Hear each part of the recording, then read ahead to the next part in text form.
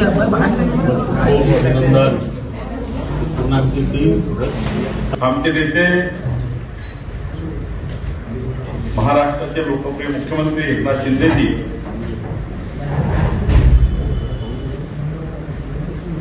यांच्याबद्दल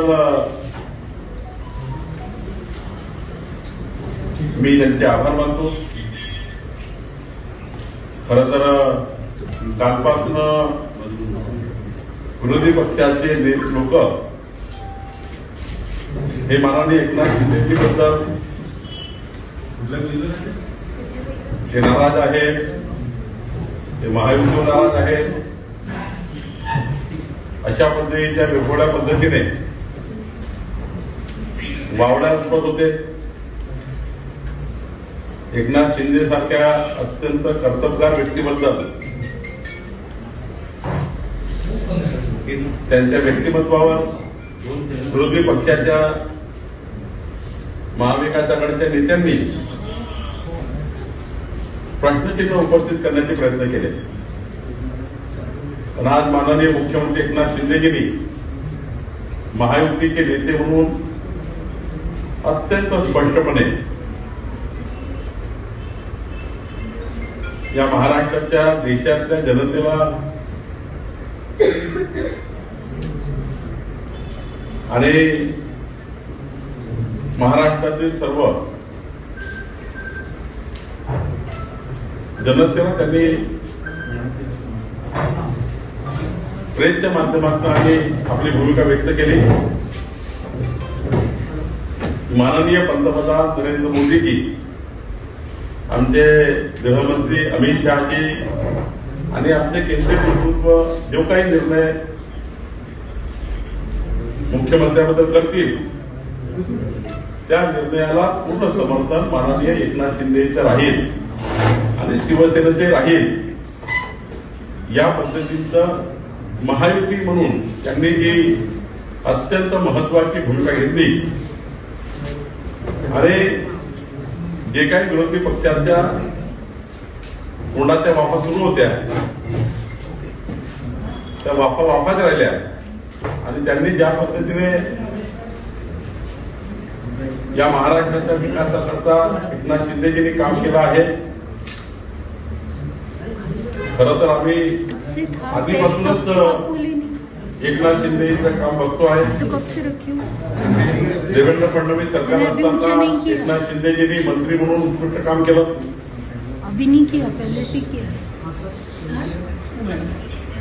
आपल्या समृद्धी महामार्गाला देवेंद्रजींच्या सोबत खांद्याला खांदा लावून एवढा मोठा महामार्ग पूर्ण केला. उद्धव ठाकरे यांनी भारतीय जनता पार्टीला धोका दिला. हे एकनाथ शिंदेजीला न पटल्यामुळं हिंदुत्वाची भूमिका घेऊन हिंदू हृदय सम्राट बाळासाहेब ठाकरे यांच्या विचाराला पुढे नेऊन पुन्हा या महाराष्ट्रामध्ये शिवशाहीचं सरकार आणण्याकरता मोठी भूमिका घेतली. महाराष्ट्राचे लोकप्रिय मुख्यमंत्री म्हणून 2.5 वर्षामध्ये एकनाथ शिंदेजींनी या महाराष्ट्राला विकसित राज्य करण्याकरता मोदींच्या नेतृत्वामध्ये काम सुरू केलं. राज्याचे आमचे नेते देवेंद्र फडणवीसजी यांच्या खांद्याला खांदा लावून आणि मग अजित पवारांची साथ घेऊन या महाराष्ट्राला डबल इंजिन सरकारच्या माध्यमातून या महाराष्ट्राला पुढे नेण्याकरता काम केलं. खरं तर एकनाथ शिंदेजी सारखा एक कणखर मुख्यमंत्री महाराष्ट्राला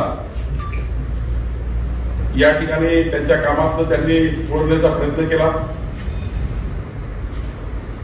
मराठा आरक्षण, ओबीसी आरक्षण, सामाजिक समता, सामाजिक न्याय, आदिवासींना न्याय, समाजाच्या प्रत्येक घटकाला न्याय, विकासाला न्याय, देवेंद्रजींच्या काळातले जे काही प्रकल्प 14 ते 19 काळात अपूर्ण होते ते प्रकल्प पूर्ण करण्याकरता, मुंबईच्या विकासाकरता, महाराष्ट्राच्या विकासाकरता काम एकनाथजींनी उभं केलं. आणि एकनाथजींनी महायुतीचा एक चेहरा म्हणून आमच्या दोन्ही उपमुख्यमंत्री एकनाथजी, देवेंद्रजी, अजितदादा या तिघांनी मिळून या महाराष्ट्राच्या मुख्यमंत्री माझी लाडकी बहीण सारखी योजना, 1 रुपयामध्ये शेतकऱ्याला पीक विमा योजना असेल, शेतकऱ्याचं वीज माफी असेल, या सर्व योजनांना माननीय एकनाथ शिंदेजींनी आमच्या महायुतीचे नेते म्हणून मोठं काम उभं केलं. खरं तर महायुतीचे नेते म्हणून एकनाथजींनी आज जे भूमिका घेतली आहे ही खऱ्या अर्थाने महाराष्ट्राच्या 14 कोटी जनतेकरता एक मोठी भूमिका आहे. महाराष्ट्राच्या एकूण भारतीय जनता पार्टीच्या लाखो कार्यकर्त्यांच्या वतीने या पक्षाचा अध्यक्ष म्हणून त्यांनी घेतलेल्या भूमिकेबद्दल मी त्यांचं स्वागत करतो आणि त्यांची भूमिका ही महाराष्ट्राला पुढे नेणारी आहे. मोदीजींच्या नेतृत्वातला विकसित भारत आणि विकसित महाराष्ट्र याकरता अधिक मजबूत करणारी आहे आणि म्हणून खऱ्या अर्थाने माननीय एकनाथजी आणि देवेंद्रजी अजितदादा यांनी ज्या पद्धतीने या महाराष्ट्राचा अभूतपूर्व विजय प्राप्त केला आहे या अभूतपूर्व विजयामध्ये लोकसभेच्या वेळेसही आणि आता विधानसभेच्या वेळेसही तिन्ही नेत्यांनी ज्या पद्धतीने या महाराष्ट्राला आणि आमच्या इतर पक्षांनी सुद्धा एकत्र येऊन या महाराष्ट्राला जो मॅन्डेट मिळाला आहे न भूतो भविष्यात होऊ शकेल कधी जीवनामध्ये कधी आतापर्यंतच्या इतिहासामध्ये हा मॅन्डेट कधी मिळाला नाही. तेवढा मॅन्डेट आमच्या या नेतृत्वाने मिळवला आहे. मोदींच्या नेतृत्वामध्ये हा मोठा मॅन्डेट आमच्या महाराष्ट्रात तिन्ही नेत्यांनी मिळवला आणि ही महायुती भक्कम करण्याचा प्रयत्न आज त्यांनी केला. शिंदे साहेबांनी सांगितलं गोष्ट खरी आहे. शिंदे साहेब हे कधीच रडणार नाही आहे, ते लढणारे आहे. जेव्हा ते उद्धव ठाकरेंच्या सरकारला लाच करून बाहेर पडले तेव्हा ते रडून नाही पडले, लढून पडले. लढून त्यांनी आपले सरकार बनवलं. खरं तर ते कधीच रडून त्या ठिकाणी राजकारण करत नाही. एक लढवया नेता म्हणून त्यांनी आपलं राजकारण उभं केलं आहे. आज प्रचंड घट्ट महायुती एकनाथजीच्या बोलण्यातून पूर्ण झाली आहे. ती मजबूत आहे, ती अभेद्य आहे. महाविकास आघाडीचे नेते या महायुतीला गांभोट लावण्याचा प्रयत्न करत होते, वाडा उठवण्याचा प्रयत्न करत होते. पण आज एकनाथजींनी ज्या पद्धतीने या महाराष्ट्राला त्यांचं म्हणणं मांडलं आहे, देशात मांडलं आहे, खरं तर मला एकनाथजींच्या नेतृत्वावर खऱ्या अर्थाने अभिमान आहे की महायुतीचे नेते कसे असावे. ज्या पद्धतीनं देवेंद्रजींनी आपल्या जीवनामध्ये जेव्हा जेव्हा पक्षाने जे आदेश दिले ते आदेश जसे पाळले आणि महायुती म्हणून एकनाथ शिंदेजींनी जी भूमिका घ्यायला पाहिजे ती भूमिका योग्य पद्धतीने या ठिकाणी महाराष्ट्रात मांडली. खऱ्या अर्थाने मी एकनाथ शिंदेचं मनापासून अभिनंदन करतो. त्यांच्या याही भूमिकेचं अभिनंदन करतो. कारण मी सांगायचो, आमचे सर्वच नेते सांगायचे, आमचं केंद्रीय नेतृत्व म्हणजे आमचे पंतप्रधान माननीय नरेंद्र मोदीजी, आमचे गृहमंत्री अमित भाई आणि आमच्या केंद्रीय नेतृत्व जो काही निर्णय करेल तो महायुतीकरता अंतिम असतो. आणि मी अनेक निवडणुकीत मी पक्षाचा अध्यक्ष म्हणून 2 निवडणुका माझ्या समोर झाल्या. लोकसभेच्या निवडणुकीतही महायुती म्हणून जे काही निर्णय माननीय प्रधानमंत्री मोदी आणि अमित भाईंनी केले ते निर्णय एकनाथजींनी सरसावंत म्हणून पुढे गेले. जे निर्णय विधानसभेच्या काळामध्ये सीटच्या वाटाबद्दल केले तेही त्यांनी सरसावंत म्हणून पुढे गेले. आणि जे जे काही एकनाथजीला आमच्या नेतृत्वाने म्हटलं ते एकनाथजींनी स्वीकारलं. आणि खऱ्या अर्थाने भारतीय जनता पार्टी ज्या पद्धतीने आमच्या केंद्रीय नेतृत्वाचे आदेश स्वीकारतात किंवा म्हणणं स्वीकारतं कारण ते आम्ही स्वीकारतो, आमचा पक्ष आहे. पण एकनाथजींनी सुद्धा आमच्या नेतृत्वाचं जे काही सांगणं असेल, जे काही आमच्या नेतृत्वाने युतीमध्ये ठरवलं असेल ते एकनाथजींनी मान्य केलं. एकनाथजींनी कधीही आमच्या केंद्रीय नेतृत्वाच्या कुठल्याच भूमिकेला टाचणीभर सुद्धा मागे पुढे करण्याचा कधी प्रयत्न केला नाही. खरं तर असा महायुतीचा नेता एकनाथ शिंदे यांचं मी पुन्हा एकदा भारतीय जनता पार्टीच्या वतीने खूप खूप अभिनंदन करतो. खऱ्या अर्थाने महायुतीचे नेते अशा पद्धतीचं मोठं काम करतात आणि महायुती ही महाराष्ट्राला खऱ्या अर्थाने 14 कोटी जनते करतात. एकनाथजी नेहमीच सांगायचे, देवेंद्रजी सांगायचे, अजितदादा सांगायचे, आमची लढाई मुख्यमंत्र्याकरता नाही आहे. आमची लढाई मुख्यमंत्र्याकरता नाही आहे. आमची लढाई 14 कोटी जनतेच्या विकासाकरता आहे. पण महाविकास आघाडीचे नेते मुख्यमंत्री पदाकरता लढत होते. काँग्रेस पार्टीमध्ये 8 मुख्यमंत्री जाहीर झाले होते. शरद पवारजीकडे 3 मुख्यमंत्री जाहीर झाले होते. उद्धव ठाकरे तुम्हाला माहिती आहे, मुलगा मुख्यमंत्री, उद्धव ठाकरे मुख्यमंत्री. म्हणजे महाविकास आघाडी ही मुख्यमंत्र्यांची लढाई लढत होते. आणि भारतीय जनता पार्टी, शिवसेना आणि अजित पवारजी, एकनाथ शिंदेजी आम्ही महाराष्ट्राच्या 14 कोटी जनतेच्या विकासाची लढाई लढतो आणि म्हणून जनतेने आमचं मॅन्डेट स्वीकारलं, जनतेने आमचा जाहीरनामा स्वीकारला, जनतेने आमचा मॅन्युफॅक्चर स्वीकारला, जनतेने आम्हाला मॅन्युफॅक्चरवरनं आम्ही तो जाहीरनामा दिला. मोदी सरकार आणि इथलं डबल इंजिन सरकार, महाराष्ट्र सरकार म्हणून तो जाहीरनामा जनतेने पूर्ण स्वीकारला आणि म्हणून आम्हाला मॅन्डेट मिळालं. मी पुन्हा एकदा माननीय एकनाथ शिंदेजी यांचं भारतीय जनता पार्टीचा अध्यक्ष म्हणून आणि भारतीय जनता पार्टीच्या लाखो कार्यकर्त्यांतर्फे त्यांचा आभार मानतो, त्यांचं अभिनंदन करतो. एकनाथजींनी महायुती प्रचंड मजबूत केली आहे. ते महायुतीचे नेते आहेत.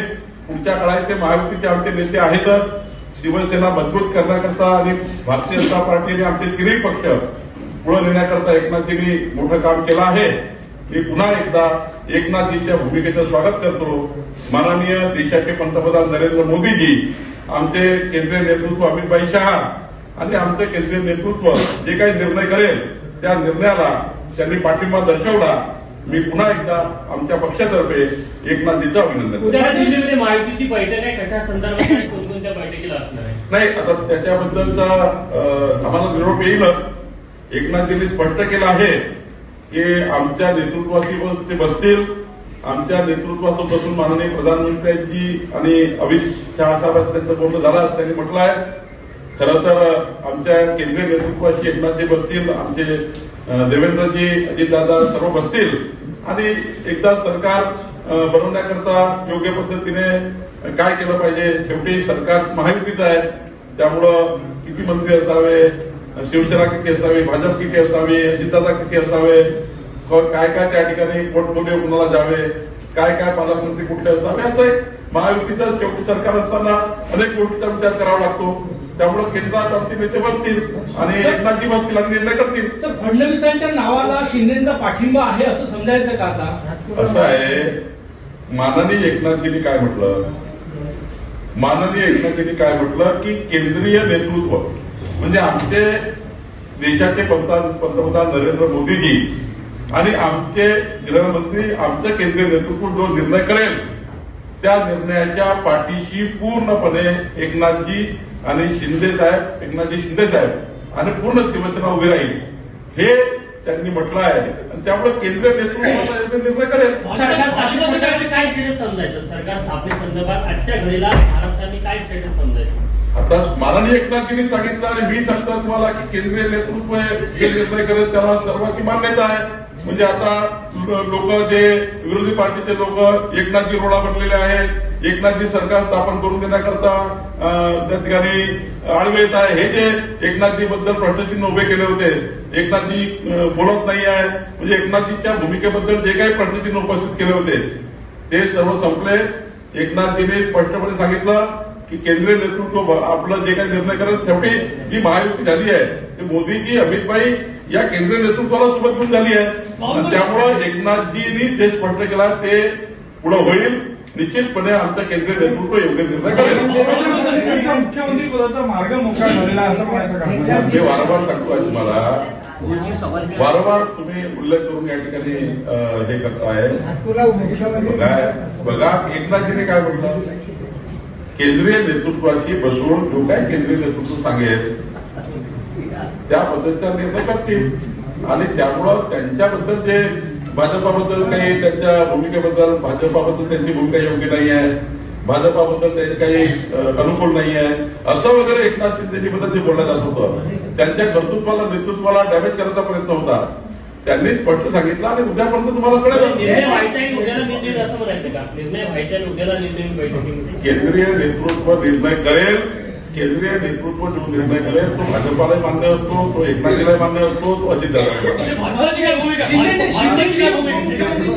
तयार झाले का शिंदेजी? मी आपल्याला आता तुम्ही प्रश्नाला पुन्हा बोलून फिरवताय. काही प्रश्न त्याकरता ठेवा, काही उद्या बोलू, काही परवा बोलू, आपण रोज बोलू, काळजी करू नका. मी रोज बोलणार आहे. पण मी पुन्हा एकदा माननीय एकनाथ शिंदेजी आणि संपूर्ण शिवसेना आणि एकनाथजीच्या भूमिकेबद्दलचं खूप खूप मनापासून अभिनंदन.